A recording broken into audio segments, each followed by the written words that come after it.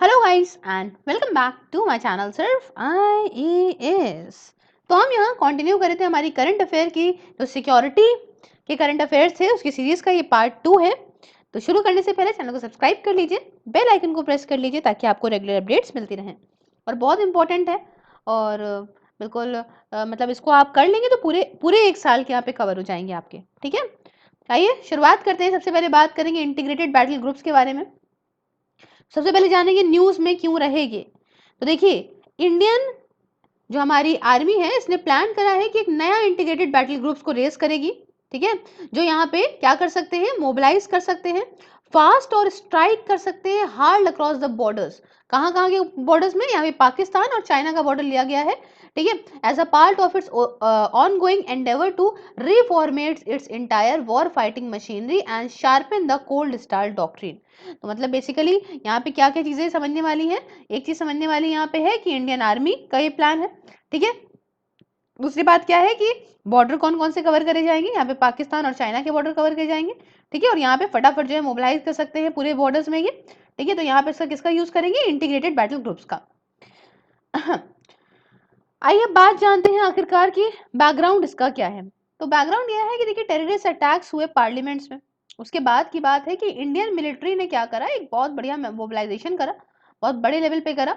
But army का जो formation था, है ना, जो मतलब आप कह सकते हो which were deep inside took weeks to mobilise losing the element of surprise. मतलब मामला क्या है, जो आर्मीज का मोबिलाइजेशन था ना, वो बहुत उसमें हफ्तों लग गए, है ना। और भाई मोबिलाइज सही से नहीं हो पाएगी तो कैसे ही आप जो है वो किसी चीज के लिए तैयार हो पाओगे, है ना। अब मामला दूसरा, ये मामला क्या था कि जो आर्मी है उसने फॉर्मुलेट करा अपना proactive conventional war strategy को, colloquially called the cold star doctrine को। जब स्लो मोबिलाइजेशन हुआ ना, अब उसकी स्ट्राइक फॉर्मेशन में at the border launch pads अंदर ऑपरेशन पराक्रम के अंदर, इसमें आपको ऑलमोस्ट एक महीना लग गया टेररिस्ट अटैक के बाद पार्लियामेंट पे। आप समझ रहे हैं, मतलब पार्लियामेंट पे अटैक हुए थे दिसंबर 2001 में, और उसके बाद समझ रहे एक महीना लग गया ऑपरेशन पराक्रम को करने में, क्योंकि मोबिलाइज करना बहुत ही ज्यादा टफ था उस समय। आर्मी चीफ ने जो है इनिशिएट किया यहाँ पे 4 मेजर स्टडीज को इनिशिएट करा यहाँ पे ओवरऑल ट्रांसफॉर्मेशन करने के लिए फोर्स का, जिसमें आपका था रीस्ट्रक्चर करना आर्मी हेडक्वार्टर्स को, फोर्स रीस्ट्रक्चरिंग करना जिसमें आपका क्रिएशन था इंटीग्रेटेड बैटल ग्रुप्स का, फिर कैडर रिव्यू करना ऑफिसर्स का, और रिव्यू करना टर्म्स का, जिसमें आपका था इंटीग्रेट, जैसे आपका था टर्म्स और कंडीशंस वगैरह था जूनियर कमीशन्ड ऑफिसर्स के, कोई दूसरे बैंक्स के भी, है ना। और जो एम था ये था होलिस्टिक, पूरी तरह से मतलब होलिस्टिक इंटीग्रेशन हो, ताकि यहाँ पे ऑपरेशनल और फंक्शनल एफिशिएंसी इनहेंस हो, ऑप्टिमाइज हो इसका बजट एक्सपेंडिचर, फैसिलिटेट करा जाए फोर्स मॉडर्नाइजेशन को, है ना। यहाँ ये सारी बातें हों। अब कुछ बातें हैं, कुछ प्रॉब्लम्स हैं जो इंडियन आर्मी फेस भी करती है ना, इंडियन आर्मी फेस भी करती है। वो क्या बातें हैं, देखो यहाँ पे एक बहुत ही ज्यादा डिफेंसिव, एक बढ़िया डिफेंसिव प्लानिंग की, इफेक्टिव डिफेंसिव प्लानिंग की जरूरत है ना, जहाँ पे फोर्सेस जो हैं वो सब एक साथ आए, एक बढ़िया अप्रोच लें डिफेंस प्लानिंग में। दूसरी प्रॉब्लम क्या है कि यहाँ पे फोर्स रिस्ट्रक्चरिंग की प्रॉब्लम है ना। मतलब समझ रहे हो, एक इतना ऐसा रेशियो हो कि फोर्स प्रॉपर रिस्ट्रक्चर हो पाए। तीसरी बात यहाँ पे जरूरत है फाइट, मतलब इंप्रूव करने के लिए अपनी कॉम्बैट कैपेबिलिटीज को, मतलब फाइटिंग कैपेबिलिटीज को अपनी इंप्रूव करने के लिए काफी जो है वो यहाँ जरूरत है। चौथी बात ये है कि कॉन्स्ट्रेंट है कैपिटल बजट। आप जानते हैं वॉरफेयर टेक्नोलॉजी का जो है, जहाँ पे वॉरफेयर में टेक्नोलॉजी का चेंज होता रहता है ना कि मैन पावर का, तो यहाँ पे बजट की बहुत ज्यादा जरूरत है ना। दूसरी बात यहाँ पे जरूरत है रिमूव करने के लिए जो रिडक्टेंट लॉजिस्टिक यूनिट्स हैं, जैसे कि आपका सिग्नल रेजिमेंट्स वगैरह, है ना, चेंज होता रहता है इसका इलेक्ट्रॉनिक वॉरफेयर में। तो सिमिलरली आर्मी जो है यहाँ पे कोई इसको एलिमेंट जैसे कि मिलिट्री फार्म्स वगैरह की ऐसी जरूरत नहीं होती है। अब देखिए कुछ बातें यहाँ पे जानेंगे हम इंटीग्रेटेड बैटल ग्रुप्स के बारे में, क्या है आखिरकार। तो देखो ये क्या होते हैं, ये एक ब्रिगेड साइज है ना, एक जितनी बड़ी ब्रिगेड होती है उतने साइज के जो है वो एजील या सेल्फ सफिशिएंट कॉम्बैट फॉर्मेशन होते हैं, छोटे छोटे होते हैं ग्रुप्स ये, जो कि स्विफ्टली लॉन्च करते हैं सकते हैं strikes against advisory in case of hostilities. ठीक है, ये कम लोग होंगे, है ना, प्रॉपर ट्रेन्ड होंगे तो ये फटाफट लॉन्च कर देंगे, भीड़ में थोड़ा वक्त लग जाता है। हर एक जो इंटीग्रेटेड बैटल ग्रुप होता है ये एक टेलर होता है, made based on threat terrain and task, है ना, इस पे बेस्ड होता है। एंड ये रिसोर्सेज अलॉट करे जाते हैं जो कि बेस्ड होते हैं इन 30 इन्हीं तीनों टीज पे। टी का मतलब तीनों तीन कौन से हैं, एक है थ्रेट, दूसरा है टेरेन और तीसरा है टास्क। ठीक है, तीसरी बात, they need to be light so they will be low on logistic, they will be able to mobilize within 48 to 12 to 48 hours based on the location। ठीक है, आप इनको मोबिलाइज कर सकते हो 12 घंटों से 48 घंटों के भीतर ही। ठीक है, डिपेंड करता है कैसी लोकेशन है उस हिसाब से, है ना। तो काफी हल्का मामला है यहाँ पे। ये बैटल फॉर्मेशन होते हैं, इसमें हैवी जो है फायर पावर होती है, जिसमें एक साथ मतलब कंबाइन इन्फेंट्री की होती है, आर्मर, आर्टिलरी, इंजीनियर्स, लॉजिस्टिक और सपोर्ट यूनिट्स वगैरह भी एक साथ आती हैं यहाँ पे लड़ाई करने के लिए। जो जो पहले 3 आईबीजीज होते हैं, मतलब इंडिकेटेड बैटल ग्रुप्स होते हैं, जो सेटअप करे गए थे प्लान्स में, वो है जम्मू में और आपका पंजाब में करे गए और राजस्थान में करे गए। ठीक है, फॉर पाकिस्तान बॉर्डर, पाकिस्तान के बॉर्डर के लिए अक्टूबर से नवंबर के बीच में, along with the Pakistan border and having elements from various of western commands.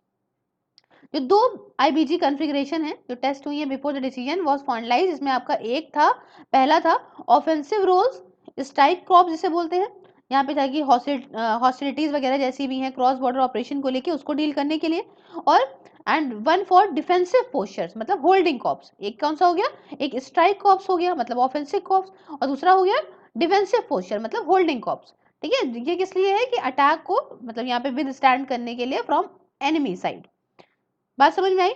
जो एस्टेब्लिशमेंट होगा इन सारे ग्रुप्स का, इससे क्या होगा कि मतलब जो पुराना फॉर्मेशन था ना ट्रुप्स को, बड़े बड़े ट्रुप्स में फॉर्मेशन है, जा नहीं पा रहे हैं, मोबिलाइज नहीं हो पा रहे हैं, तो इसको यहाँ पे काफी ज्यादा ये हेल्प करेगा। और आईबीजीज में करीब अगर हम बात करें तो यहाँ पे 5000 जो है वो ट्रूप्स होंगे सब में। इसमें आपका कुछ 50 डिविजन करी जाएंगी, इसमें 15,000 सोल्जर की, है ना, आप समझ रहे हो। तो ऐसा कुछ मामला यहाँ पे होगा।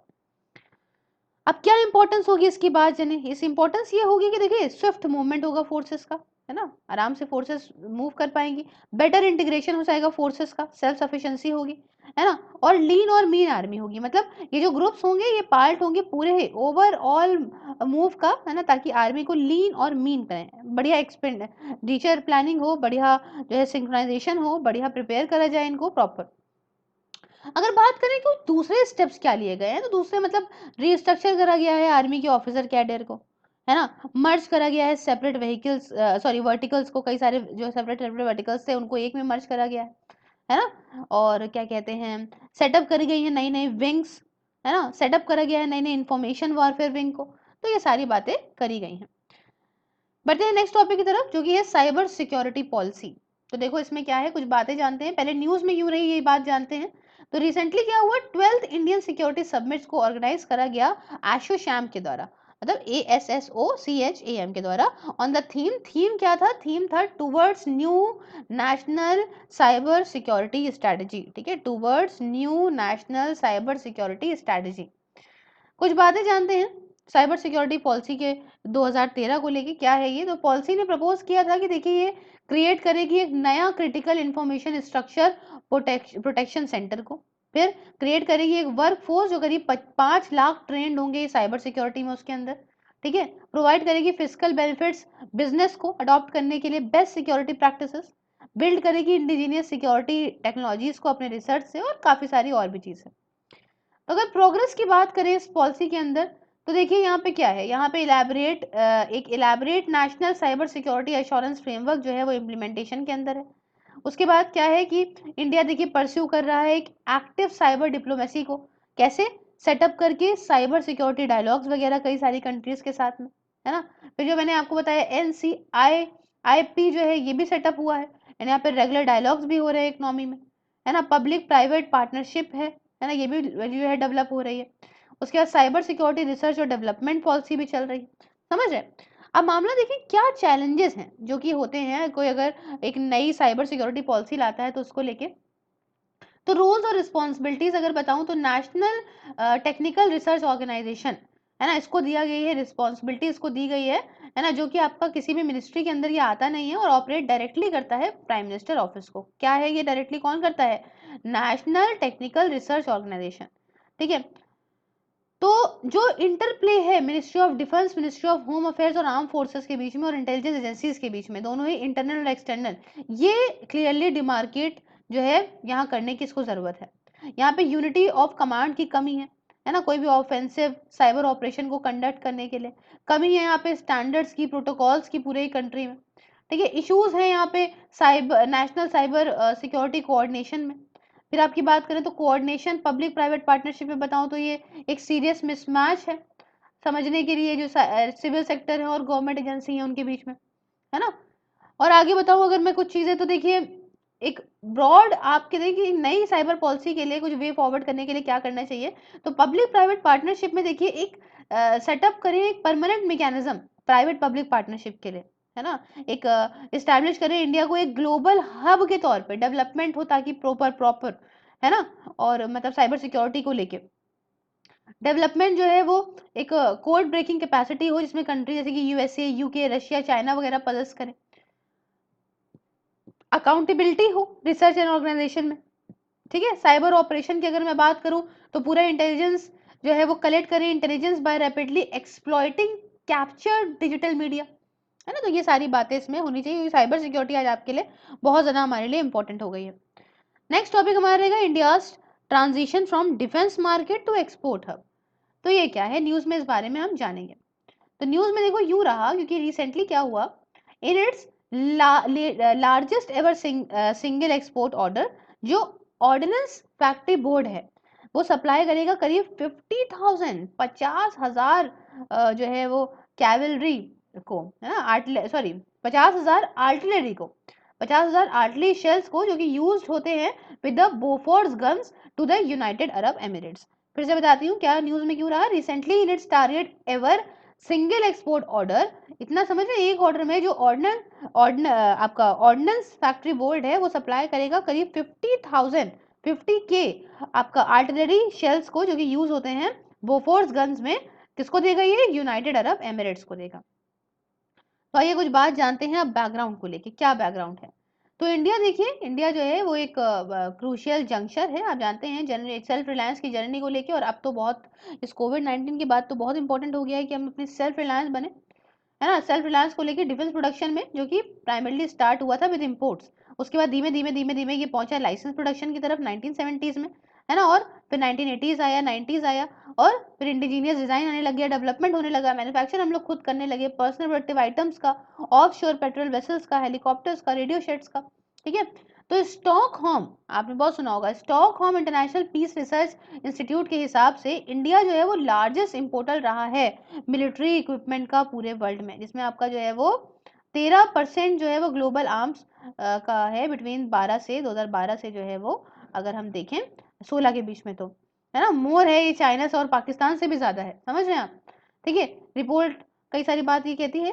अब देखिए ड्राफ्ट डिफेंस प्रोडक्शन पॉलिसी 2018 में आई थी, ड्राफ्ट डिफेंस प्रोडक्शन पॉलिसी, ठीक है। इसका टारगेट क्या था कि हम करीब $5 बिलियन का जो है वो डिफेंस एक्सपोर्ट करें 2025 तक, एक्सपोर्ट करें, ठीक है, मंगवाते तो हम बहुत हैं।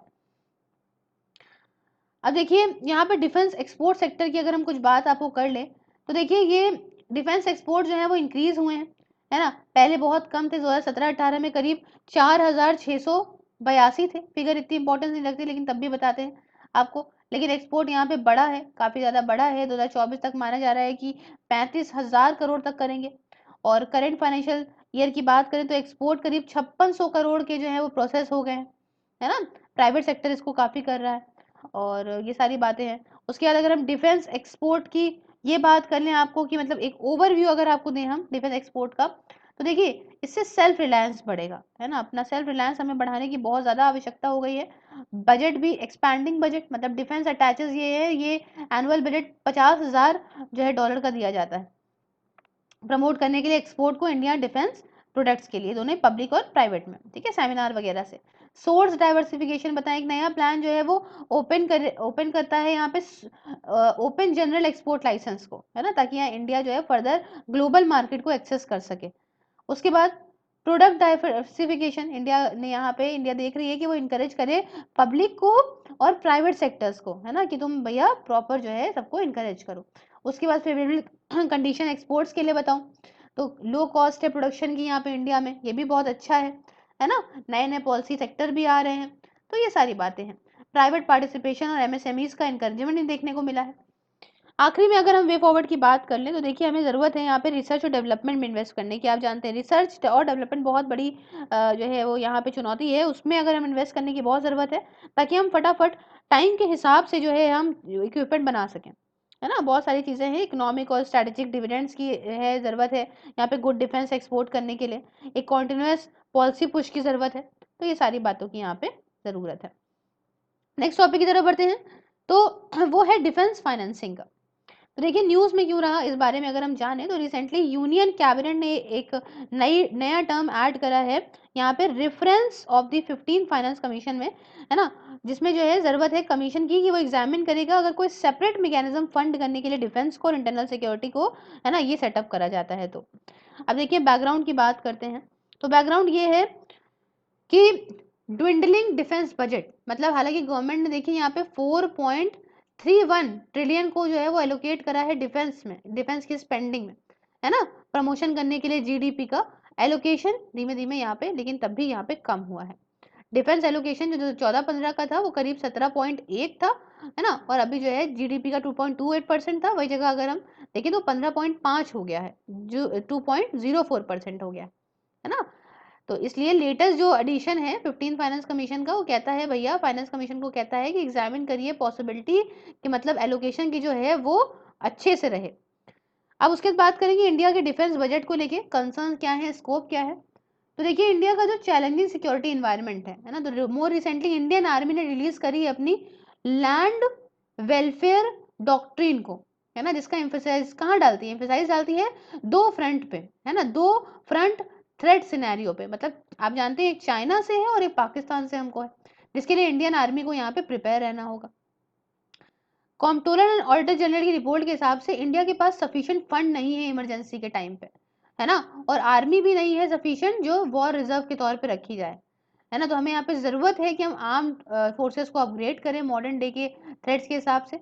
यहाँ पे कैपिटल एक्सपेंडिचर रिसोर्सेज की भी कमी है, उसे भी बढ़ाना है, और यहाँ पे जो है वो इंडियनाइजेशन बहुत करना है, मतलब हमें अपने देश पे सेल्फ रिलायंस तो करना ही है किसी भी तरह से। Please promote local product so that our country get the income, and उससे वो रिसर्च एंड डेवलपमेंट करे, सब कुछ प्रॉपर हो सके, मेरी कंट्री में ही, हमारी कंट्री में ही सब कुछ हो, है ना, आप समझ रहे हैं।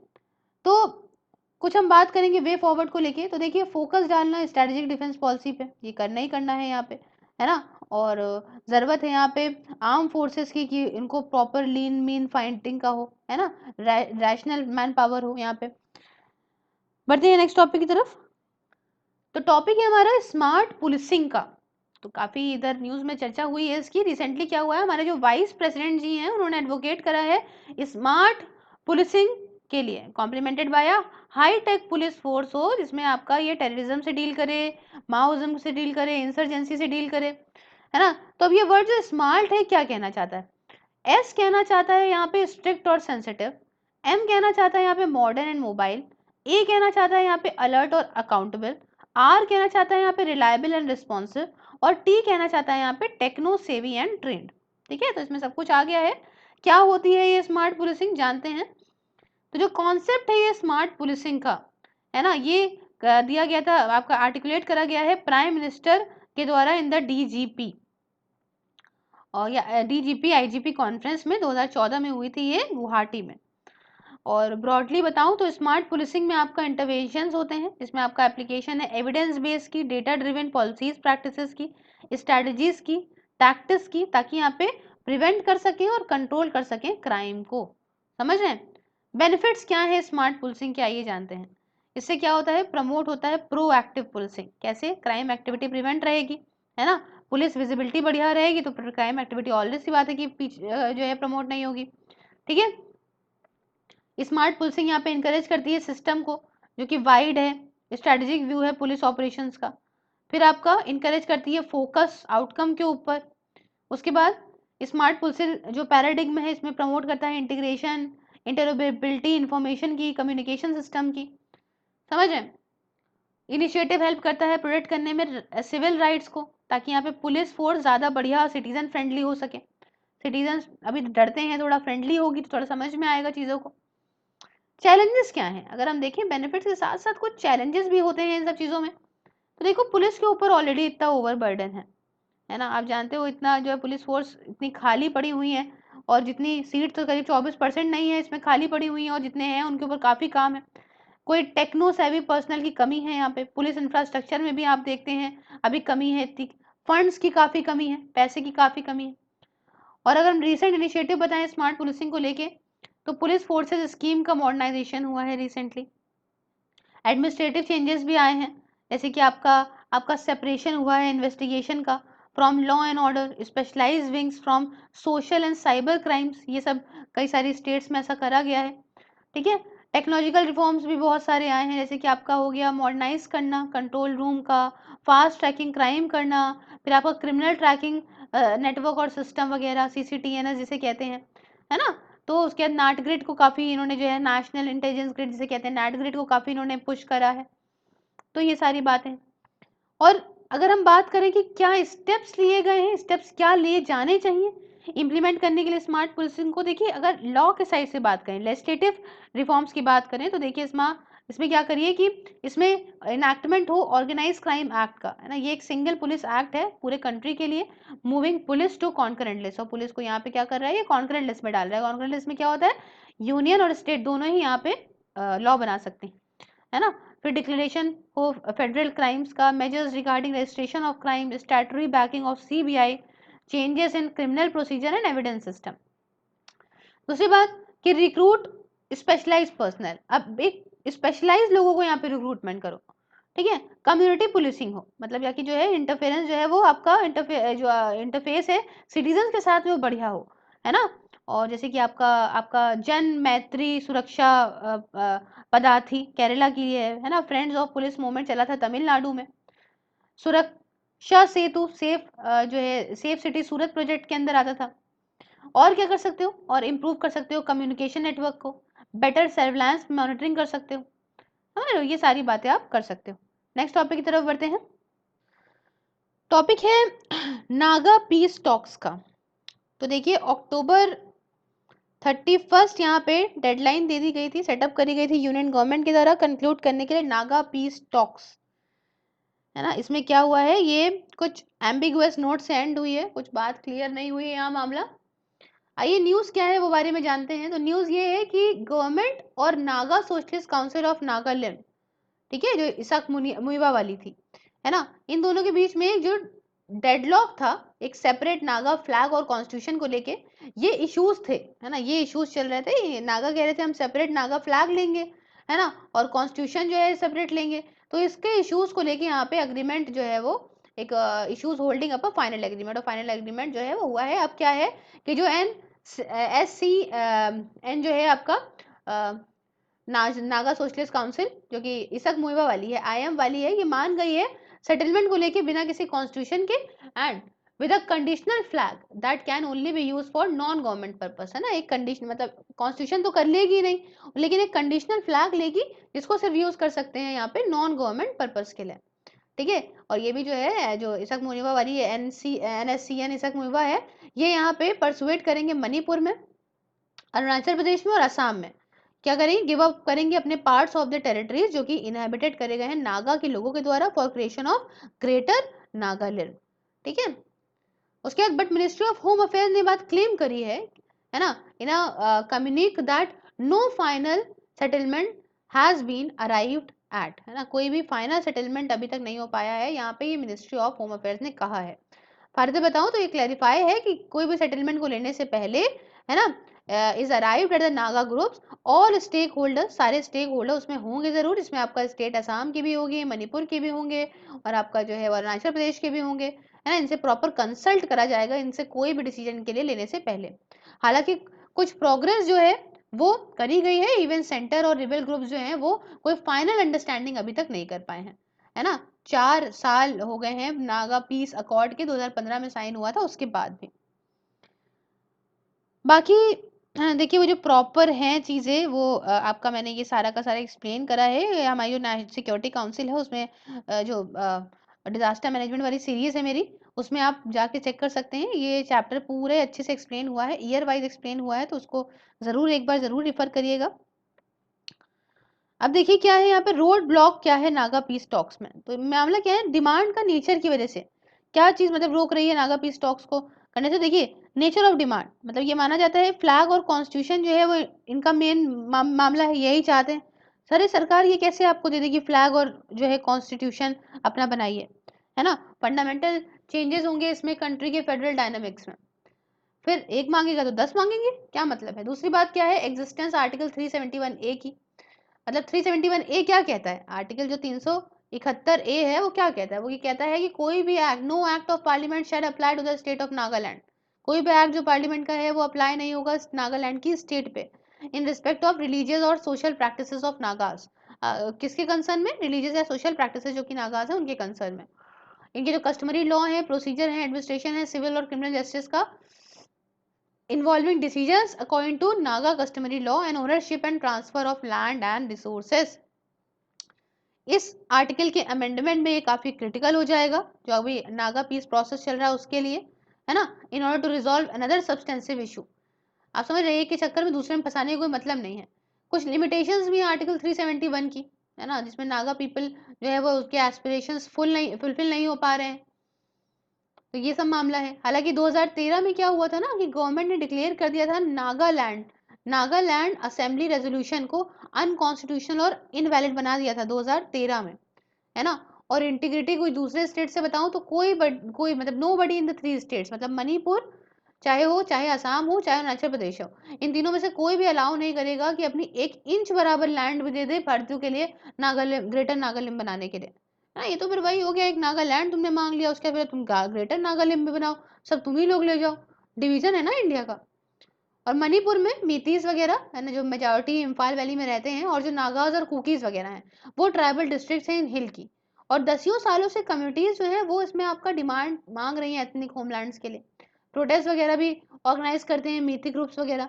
तो ऐसे तो फिर ये हो जाएगा कि फिर ये कहेंगे हमको भी अलग दो, समझ रहे हैं। सिमिलर डिमांड दूसरे ग्रुप भी करेंगे, कुकी ग्रुप्स वगैरह रहते हैं वो भी करना शुरू कर देंगे, है ना। और आप समझ रहे हैं इससे फेडरल स्ट्रक्चर पे कितना जो है वो असर पड़ेगा हमारे भारत की। प्रॉब्लम्स क्या है, इस इशू की वजह से क्या प्रॉब्लम क्रिएट हो गई है? तो नॉर्थ ईस्ट में देखिए थोड़ा वायलेंस हो रहा है, शांति की कमी है ना। इम्पैक्ट दूसरी स्टेटों पे पड़ रहा है इसका, इंसर्जेंसी बढ़ गई है नॉर्थ ईस्ट में बहुत ज्यादा, है ना। लोग जो है वहाँ के वो गवर्नमेंट के ऊपर जो है अपना फेथ जो है वो लूज कर रहे हैं, है ना। तो ये सब नाटक तो करेंगे ही भाई, ऑब्वियसली बात, उनकी मर्जी नहीं चल रही है। वे फॉरवर्ड बताऊं तो गवर्नमेंट देखिए यहाँ पे क्या करे, गवर्नमेंट एड्रेस करे जो भी कंफ्यूजन है ना, चीजें समझे और कोई एक डिसीजन बीच का लेकर आए, सारे स्टेक होल्डर्स को इसमें इन्वॉल्व करे, सब लोग अपनी अपनी एडवाइस दें, है ना। और दूसरे जो सेंसिटिव हैं सेक्शंस, है ना, जैसे कुकीज वगैरह, है ना, तो इन सब से भी जो है इन सब से भी देखा जाए क्या हो सकता है क्या नहीं हो सकता है, पीपल टू पीपल कॉन्टैक्ट करें तो थोड़ा भला कुछ हो सकता है। नेक्स्ट टॉपिक की तरफ बढ़ते हैं, critical information infrastructure security in India.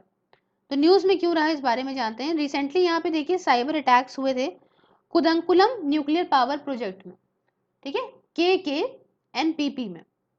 तो न्यूज में और जाने इसके बारे में बात, तो देखिए national cyber coordination centres received intelligence from a US based cyber security firm that a threat actor had breached and intercepted the domain controls at the KKNPP and at ISRO। Spyware, ये जो spyware है आपका, ये इसने जो है identify करा गया है एज डी ट्रैक। अभी बीच में आया था कि डी ट्रैक क्या है, तो डी ट्रैक एक स्पाईवेयर है, आइडेंटिफाई एज क्या कहते हैं डी ट्रैक। इस प्रोग्राम ये किस लिए प्रोग्राम करा गया है, ताकि यहाँ पे चोरी कर सके डेटा को, और हैकर को जो है यहाँ पे थ्रेट एक्टर बने, इसमें आपका कंप्लीट कंट्रोल इसको मिल जाए, जो भी डिवाइसेस इन्फेक्टेड हैं उनके पासवर्ड उनकी डिटेल सब इसको मिल जाए। ये दो इंसिडेंट्स हैं, ये सीरियस डाउट दिमाग में डालते हैं इंडिया के स्टेट के, कि मतलब यहाँ पे साइबर स्पेस में काफी जरूरत है इन्हें अभी भी मजबूत बनाने के लिए, है ना। और यहाँ पे क्या कहते हैं क्रिटिकल इंफॉर्मेशन इंफ्रास्ट्रक्चर की मतलब अवेलेबिलिटी है ना। अगर अगर अगर मान लीजिए इसको साइबर स्पेस को हमने बढ़िया से नहीं बनाया, नई सिक्योरिटी सही से करी, तो ये समझ रहे हैं कि आप इतनी हमारी क्रिटिकल इन्फॉर्मेशन गायब हो जाएगी, है ना। तो critical information infrastructure protection in India, इसके बारे में बात करूं तो क्या होता है क्रिटिकल इन्फॉर्मेशन इंफ्रास्ट्रक्चर, ये क्या है? इसको आप डिफाइन कर सकते हो वो सारी फैसिलिटीज, सिस्टम्स या फिर फंक्शंस, है ना, जिनकी इनकैपेसिटी या डिस्ट्रक्शन की वजह से क्या हो जाएगा, ये नेशनल सिक्योरिटी या गवर्नेंस या इकोनॉमी या सोशल वेलबींग पे पूरे ही देश की असर पड़ सकता है। समझ रहे हैं? क्रिटिकल जो सेक्टर्स हैं इसमें आपका कौन कौन से आते हैं, पावर और एनर्जी आ गई, जैसे thermal power, hydro electric power, nuclear power, समझ रहे हैं। फिर बैंकिंग फाइनेंशियल इंस्टीट्यूशंस भी आ गए, ट्रांसपोर्टेशन आ गया, ई गवर्नेंस आ गया, तो कितना कुछ आता है। इंपॉर्टेंस की अगर मैं इसकी बात कर लूँ तो देखिए इंपॉर्टेंस बहुत है, है ना, ये डीपली इंटरकनेक्टेड है पूरी तरीके से आपस में, है ना। इनका इंफ्रास्ट्रक्चर ये वर्नरेबल अटैक से भी है, वेपन सिस्टम से भी है, आर्मीज से भी है, जो कि जरूरत नहीं होती जिसे डिसेबल करने के लिए सारे सिस्टम्स को, है ना। और जरा सा भी अगर डिस्ट्रप्शन हुआ एक पॉइंट पे तो इससे पूरे कई जगह पे कई सारे इंफ्रास्ट्रक्चर पे इफेक्ट आपको देखने को मिलेगा। तो ये सारी प्रॉब्लम भी है। कुछ मैकेनिज्म अगर मैं बताऊं जो कि सेटअप करे गए हैं साइबर सिक्योरिटी को लेके, तो एक national critical information infrastructure programme centre करा गया है। एक आपका कंप्यूटर इमरजेंसी रिस्पांस टीम भी करी गई है भारत की, और एक आपका देखें तो नेशनल साइबर कोऑर्डिनेशन सेंटर भी करा गया है। समझ रहे हैं। बढ़ते हैं नेक्स्ट टॉपिक की तरफ। नेक्स्ट टॉपिक रहेगा हमारा anti terror loss in the country के बारे में। तो देखिए न्यूज में क्यों रहा पहले ये जानते हैं। तो रिसेंटली प्रेसिडेंट ने अपनी असेंट दे दी है गुजरात कंट्रोल ऑफ टेररिज्म को और ऑर्गेनाइज्ड क्राइम बिल को भी। तो देखिए न्यूज में क्यों है, आइए कुछ बात जानते हैं। तो देखिए बिल जो है ये पास करा गया है गुजरात असेंबली के द्वारा, और ये प्रेसिडेंट के सामने लाया गया था, 3 बार लाया गया था सिंस 2004, 3 बार लाया जा चुका था, है ना। बस वापस प्रेसिडेंट भेज देते थे इसको, है ना। क्लियरिटी थी नहीं प्रोविजन को लेके, अब यहाँ पे असेंट मिल गई है तो इसलिए इंपॉर्टेंट हो जाता है। तो क्या जरूरत है एंटी टेरर लेजिस्लेशन की, तो समझिए complete the anti terror infrastructure which include 3 main elements. अगर आपको एंटी टेरर इंफ्रास्ट्रक्चर को कंप्लीट करना है तो इसमें 3 एलिमेंट की जरूरत पड़ती है। पहला, एक लॉ गवर्न कर रहा हो सारे टेररिज्म को। दूसरा, एक सिंगल इन्वेस्टिगेशन एजेंसी हो, है ना, सिंगल माइंडेड टेररिज्म केसेस के लिए टाइम बाउंड मैनर में उसको कंप्लीट करे। और तीसरा, एक एजेंसी हो जो आपस में काम करे, कोऑर्डिनेट करे, आपका एनालाइज करे, डिसेमिनेट करे इंटेलिजेंस इनपुट्स को, तो ये सारी चीजें करे। उसके बाद इनएडिक्वेंसीज एग्जिस्टिंग एक्ट की डील करे टेरर इफेक्टिव, मतलब क्या जरूरत है, मतलब क्या करने के लिए, deal with the terror act effectively, terror के साथ बहुत अच्छे से डील करे, है ना। और आपका काउंटर करे फेडरल गैप को, काउंटर करे आपका क्रॉस बॉर्डर टेरर को, लेकर आए क्लियरिटी कई सारे एस्पेक्ट्स में जो कि टेरर से रिलेटेड होते हैं, है ना। अभी तक बताऊं तो कई सारे टेरर लॉज जो है उनको डिस्क्राइब भी करा गया है।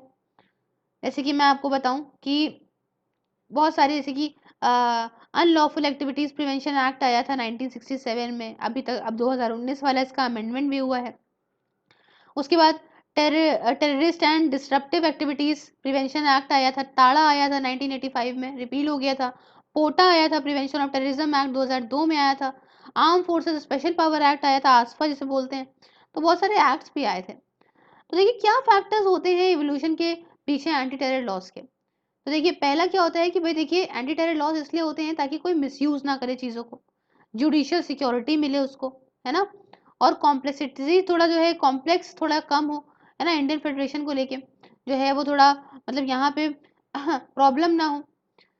अच्छा क्यों डिफरेंट टेरर लॉज है हर एक स्टेट के लिए, इस बारे में आपका दिमाग चला होगा। तो देखो भाई कॉन्स्टिट्यूशनल कॉम्पिटेंस सबसे पहला वो है, जो स्टेट लेजिस्लेचर होती हैं कॉम्पिटेंट होती हैं, और उनको जरूरत होती है कि इनको एक सेपरेट टेरर लेजिस्लेशन, देखो हर स्टेट का अपना अलग होता है ना। तो रिस्पॉन्सिबिलिटी पुलिस और ऑर्डर की स्टेट्स की इसीलिए 7th शेड्यूल में रखी गई है। लिस्ट इनकी जो है वो स्टेट लिस्ट में इसलिए डाली गई है क्योंकि देखो सबका स्टेट का अलग अलग मामला होता है, एक चीज मतलब one size fit for all की यहाँ पे अप्रोच नहीं चल सकती, इसलिए मामला होता है। दूसरा क्या है, लेजिस्लेटिव गैप है यूनियन लॉज के बीच में, है ना। यहाँ पे आप देखते हैं कि मतलब बहुत सारे रिपील हुए आए, तो यहाँ पे लेजिस्लेटिव गैप आता है। दूसरी बात बॉर्डर मैनेजमेंट, अब स्टेट जैसे समझ रहे हैं आप, जो बॉर्डर इंटरनेशनल बॉर्डर शेयर करती हैं, है ना, वो ज्यादा उनको दिक्कत है कि भाई यहाँ पे उनको प्रोटेक्शन की ज्यादा जरूरत है, तो आफ्सपा यहाँ पे डील करता है क्रॉस बॉर्डर टेररिज्म से। उसके बाद स्पेसिफिक स्टेट स्पेसिफिक प्रॉब्लम, जैसी स्टेट वैसी प्रॉब्लम उसकी, है ना, आप समझ रहे हैं। ऑर्गेनाइज क्राइम नेटवर्क महाराष्ट्र में, अरुणाचल प्रदेश में आपका जो है वो ऑर्गेनाइज क्राइम आपके जो है APCO काका के अगेंस्ट होता है, तो सब स्टेट का अपना है। आखिरी में कंक्लूजन की बात करूं तो यहाँ पे जरूरत है कि सेंसस हो स्टेट में, नेशनल लेवल पे हो, जो कि डील करता हो इन सब टेररिज्म से, है ना, बढ़िया मैनर में एक अच्छा लॉ बने जो एक दूसरे के लिए सबके लिए काम आए। नेक्स्ट बात करते हैं Bodoland dispute ban on NDFP extended. तो ये क्या है, तो न्यूज के क्यों रहा पहले ये जानते हैं। तो union ministry of home affairs ने यहाँ एक्सटेंड कर दिया है ban national democratic front of Bodoland को लेके by 5 more years under provisions of unlawful activities act 1967 के अंदर। तो क्या है न्यूज जानते हैं। तो NDFB जो है ये एक एथनिक इंसर्जेंट ऑर्गेनाइजेशन है जिसका डिमांड कर रहा है ये कि हमें इंडिपेंडेंट स्टेट चाहिए बोडो एथनिक ग्रुप के लिए आसाम में, है ना, फॉर्म्ड इन 1986। अब ये शेयर करता है close ties United liberation front of Assam के साथ में, और मिनिस्ट्री ऑफ होम अफेयर के अनुसार जो एनडीएफबी है ये एक तरह से ये दिक्कत दे सकता है इंटीग्रिटी को इंडिया की, जिसमें आपका इलीगल और आपका वायलेंट एक्टिविटीज हैं, जैसे कि ये लोग टेररिज्म को प्रमोट करते हैं, मारते हैं, एथनिक किलिंग करते हैं, है ना, ये सब है। तो क्या है बोडोलैंड, उस बारे में कुछ बात जानते हैं। तो एक स्टेट है जिसे डिमांड करा जा रहा है ट्राइबल कम्युनिटी कॉल्ड बोडोज के द्वारा, और कहाँ पे कराया जा रहा है, असम में कराया जा रहा है, जिसमें आपका ये जो बोडोज है 5 से 6% है स्टेट की पॉपुलेशन के। इसमें आपका रीजन्स है जो कि north extreme north of the Brahmaputra में रिवर के हैं स्टेट ऑफ असम में, और by the foot hill of Assam, Bhutan है ना, अरुणाचल प्रदेश, ठीक है, यहाँ तक का एरिया लोग मांग रहे हैं। और इसके अंदर एक बोडोलैंड टेरिटोरियल काउंसिल भी है, जैसे कि ये एक लेजिस्लेटिव, एडमिनिस्ट्रेटिव और एग्जीक्यूटिव और फाइनेंशियल पावर है करीब 40 पॉलिसी एरियाज की बोडोलैंड टेरिटोरियल एरिया डिस्ट्रिक्ट में। और इसमें आपका 4 डिस्ट्रिक्ट आती हैं, ये बोडोलैंड टेरिटोरियल एरिया डिस्ट्रिक्ट में 4 डिस्ट्रिक्ट आती हैं। एक आती है कोकराझार, फिर आती है बक्सा, फिर आती है चिरांग और उदलगुरी, आसाम की है ये फंक्शन करती है under the provision of the 6th schedule of the constitution of India के अंदर। अगर मैं टाइमलाइन बता दूं बोडोलैंड डिस्प्यूट का, तो 1929 से शुरू हुआ है।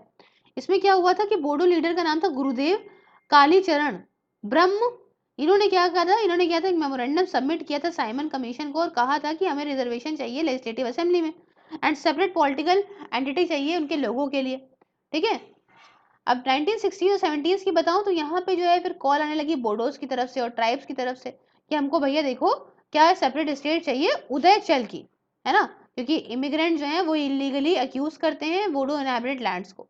डिमांड वगैरह जो है रेज हुई, और बैनर क्या था, plains tribal council of Assam का बैनर था, एक पॉलिटिकल आउटफिट यही थी। फिर 1980s में क्या हुआ, डिमांड वगैरह होने लगे, 50-50 को डिवाइड कर दो आसाम को, है ना, ये सब कहने लगे, ऑल बोडो स्टूडेंट यूनियन कहने लग गई, है ना, चलो वो भी खत्म हो गया शांति से।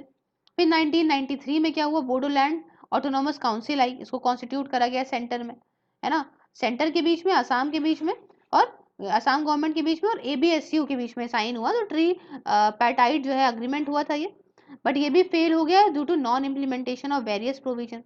फिर फरवरी 2003 की बात है जब बोडोलैंड ट्राइबल काउंसिल को फॉर्म करा गया, है ना। फिर 2005 की बात है जब सीज फायर करा गया आसाम गवर्नमेंट के साथ में एनडीएफबी के द्वारा, है ना, और सेंटर के द्वारा भी। आफ्टर द ट्रीटी साइन, जब ट्रीटी साइन हो गई तो ग्रुप यहाँ पे 3 फैक्शंस में डिवाइड हो गए, जिनमें से एक फैक्शन जो है वो एनडीएफबीएस है ना, ये अपना वायलेंट अटैक करता रहा। तो रीजंस क्या है डिमांड के जानते हैं। तो बहुत ज़्यादा मात्रा में इलीगल इमिग्रेशन होता है बांग्लादेश से, इसकी वजह से कुछ कंसर्न हुए बोडोज के बीच में कि उनकी डेमोग्राफी चेंज हो रही है।